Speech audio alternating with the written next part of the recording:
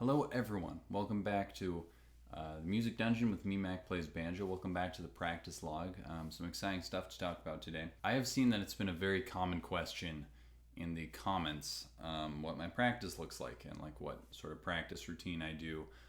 So this video is about that. I'm going to be talking about how I practice, what I practice, that sort of thing, as well as just like some general principles with practicing music that can hopefully be helpful for you in your own practice adventures. So first up, I should just say that like this is what I do and will not work for everyone. Really what determines how you should practice and what you practice are your goals. And that should really be the first question you ask yourself is like, what do I want to get out of this? What do I want to be good at? And then you practice things that will get you good at the thing that you want to be good at. So what I practice is really not necessarily what Man, it's so echoey in here. For a little context, Music Dungeon, you might notice it's looking a little bare. It's because it flooded yesterday and I had to take everything out, all the instruments, tear up all the carpet, and dry it out. So it is kind of just a big empty room with no soft surfaces to absorb sound. So it's kind of echoey. You might be hearing that in the mic. I hope not. But yeah, what I do is very much tailored to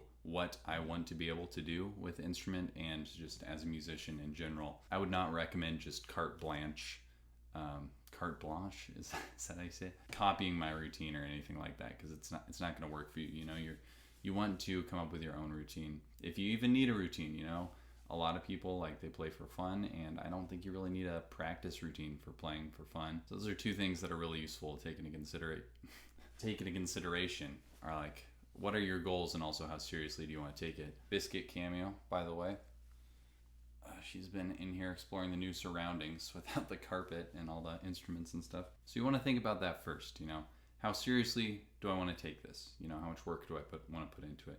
Secondly, what are my goals? What do I want to be able to do? Do I want to be able to, you know, play 10 songs for my friends, or do I want to be able to, you know, solo over giant steps in all 12 keys? And then aside from that, you kind of want to think about how much time you have.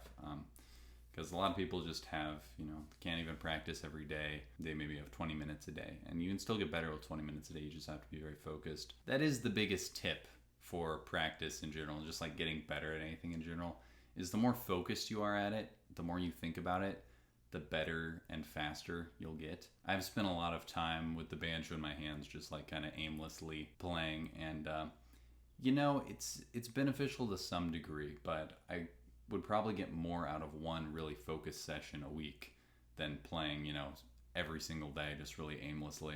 And I still do play aimlessly at times, but I try and get some focused work done before that. So I say to be focused, and I do try to be focused, but that doesn't necessarily mean scheduled. Like I'm going to do this for an hour, and then I'm going to do this for half an hour, and then I'm going to work on this for 20 minutes. You know, I used to do that. I haven't done that so much recently, not for really any good reason, but now I generally just kind of work on various things until I get tired of them, which, you know, not a great way to do it, but I kind of, practice has a real diminishing returns to it, where, you know, if you practice one thing for 1 hour, you'll probably get a lot out of it. You practice it for 2 hours, you're not going to get twice as much out of it.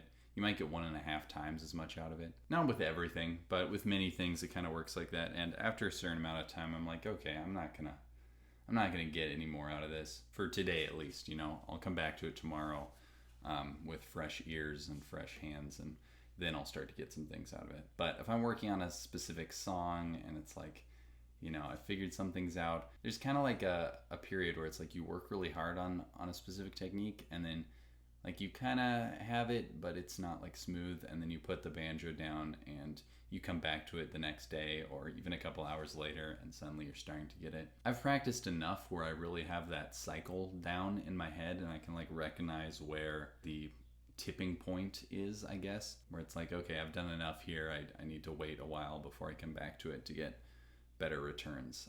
So I can kind of just tell when that is with some things. It's kind of hard to explain. Anyways, I don't necessarily time my practice out like I'm going to do this for 20 minutes, this 20 minutes. Just haven't done that in a while. But I usually start with some sort of like ear to instrument training. Let me actually get the banjo in frame.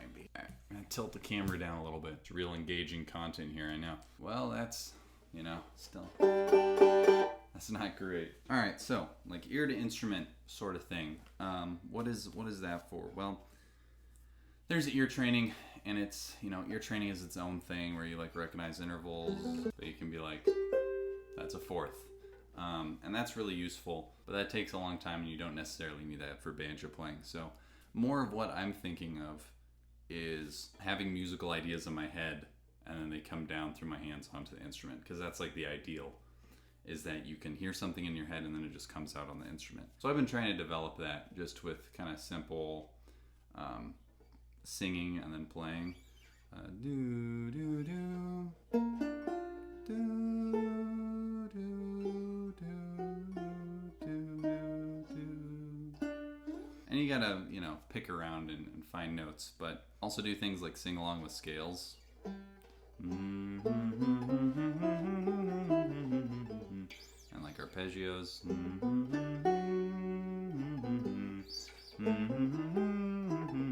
And all of that is just to try and connect my ear to the instrument a little bit better, so that eventually I'll be able to have things just come out of my hands that I hear, at least more easily than they do now. Because I can do that, but there's oftentimes inaccuracies.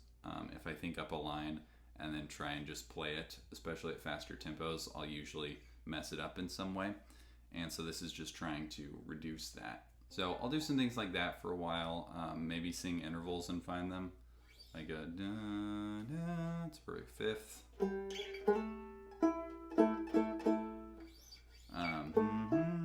And then, do.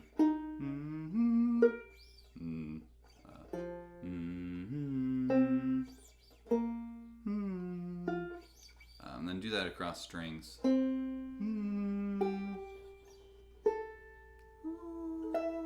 just find different positions and that sort of thing. I'll do different intervals too,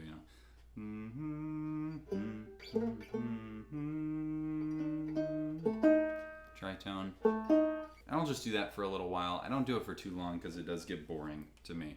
But just doing a little bit of that every day, kind of to warm up, I feel like has helped some with my ear to instrument connection. After that, what I usually do is I'll, play some things to warm up, whatever.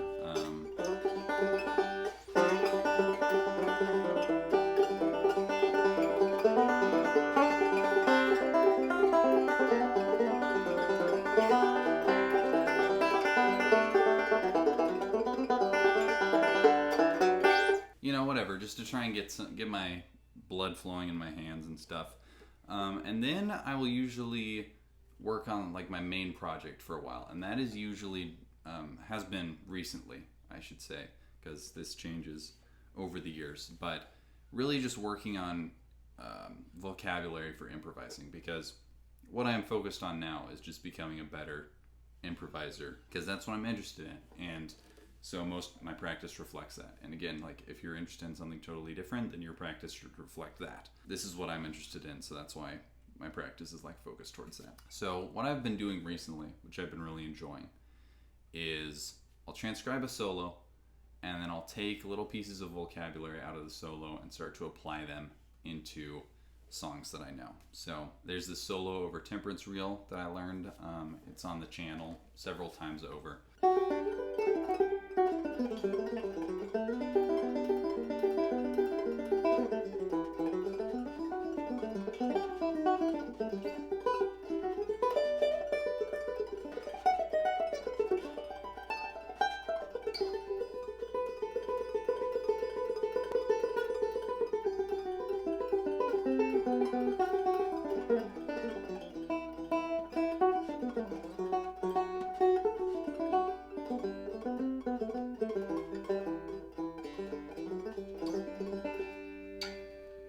Love that solo.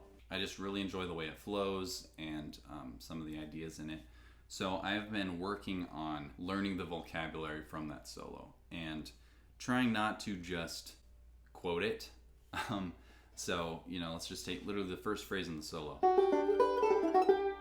That's a great, you can think about it as a lick or a phrase, whatever, but that can work in many, many different contexts.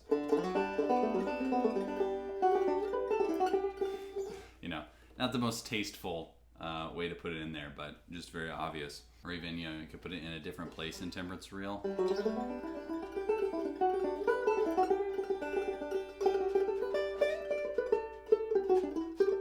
Man, I really need to start practicing before I film these vlogs because I'm always just playing terribly. I have been hit with some tennis elbow recently because I've been practicing a lot. I had that when I was in high school too. I'm putting in pretty long days practicing. I had a lot of problems with tennis elbow. So I've been kind of cutting it back on the practice recently, which is very sad, but I need to not break my arm. Anyways, you have a solo that you've transcribed and you take any sort of phrase from it. I like to do a lot of things with that. So first up, like a really easy thing is figure it out in different keys. This is in G major. And do that in C. And a lot of times you're gonna have to do a different shape with that because this requires the open fifth string, which obviously isn't gonna work in other keys. So you have to change this to being an all-in single string basically, which is fine. It's good to learn it in different ways, learn in single string, learn in melodic, but you put that in different keys. That's a good thing to do, modulate. You can make variations on it. That could be a variation, it's the same rhythm, but different notes, and then you could do like, same rhythm, different notes, then you could do same notes, different rhythm.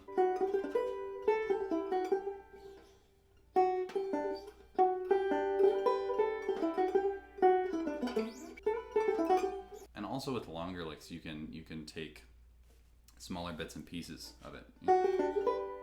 That could be its own tiny phrase, or this, or just this.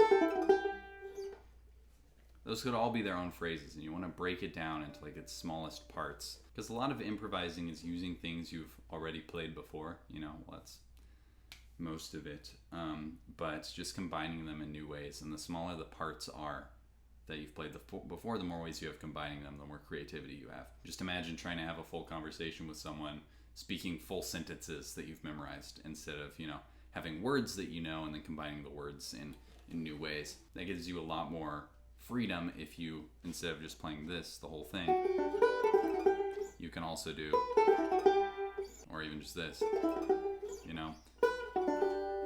and you have all these variations of it and just small different ways of playing it. So I will take a phrase from a solo like that and try and work it into fiddle tune in different ways. And that has been really, really good for my improvisation. I'm still really bad at improvisation, but it has helped me a lot for sure. After I do that, I'll try and improvise like over a fiddle tune, or I'll even just put on like a G major backing track or whatever key I'm working in, and try and use that new phrase to really ingrain it. After that, I usually do some sort of like harmony work, I guess, where I'll like play through arpeggios, play different positions. I need to work on this one. Or I'll like try and come up with different ways to voice lead chords.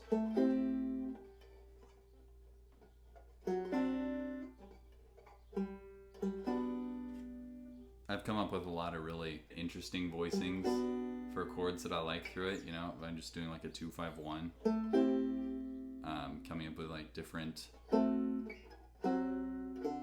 ways of expressing that.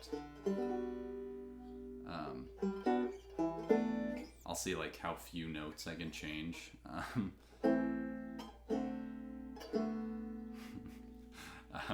Do stuff like that. Come up with like new chord shapes. Obviously not new, but new to me. And in general, just do some sort of work on understanding the harmony and how it fits on the neck better. Then I'll try and do some sort of like improvisation. I'll put on a backing track. I've been doing a lot of 2-5-1s recently because I'm really trying to get comfortable over 2-5-1s in every key, so that's been good. But you can do any sort of form you want, a fiddle tune, and just instead of like trying to improvise over it in a like melodic way, not melodic like the style of playing, but coming up with melodies, I'll do things like, okay, I have a 2-5-1 in G, I'm gonna play like 4 choruses of it just using the chord tones. And then after that, I'll use passing tones. And after that, I can use chromaticism. And that has really helped a lot with my improvisation as well. So just as an example, I'll put on a 2-5-1 backing track here and just demonstrate just a random one off YouTube. It's A minor, D7, G major 7. So I'll do like just chord tones. The G chord, the A minor, D, G.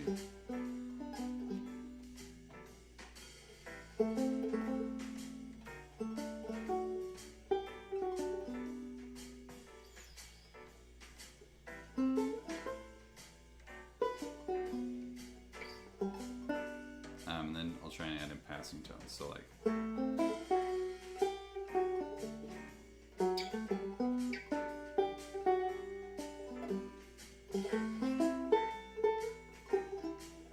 Oops.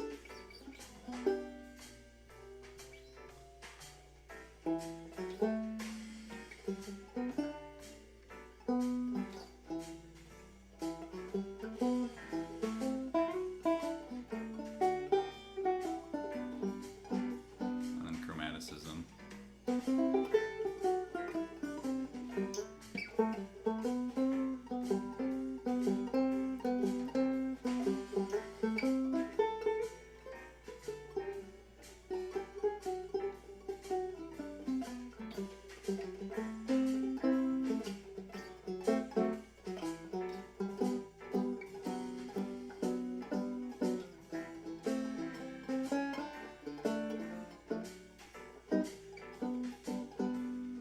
And then I'll just do a couple like just totally free, you know, whatever I want. That has really helped me like think chordally in terms of like, okay, I'm playing over an A minor now, so what can I do to emphasize its A minorness? And imposing restrictions on yourself, like I can just use the chord tones, really helps you be more creative. So anyway, I usually do something like that to help improvisation just in general. It's not over like a specific fiddle tune or whatever. And then I usually work on backup after that.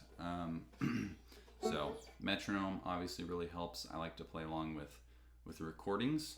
So just for example, yesterday I was playing with this recording of Sierra Hole and Sam Bush. So this will help your rhythm a lot, playing along with recordings. And like for me, this helps me come up with more creative backup, because I really don't want to just do this the whole time, you know? So I'll just do this just for a second to kind of show what I mean. Just kind of working on my backup and being like, okay, how can I make this more interesting? How can I make the soloist sound better? And that'll usually eat up most of my practice time, honestly. So I'll also, you know, if I'm working on a specific song, I'll play that, you know, or if there's a really hard section.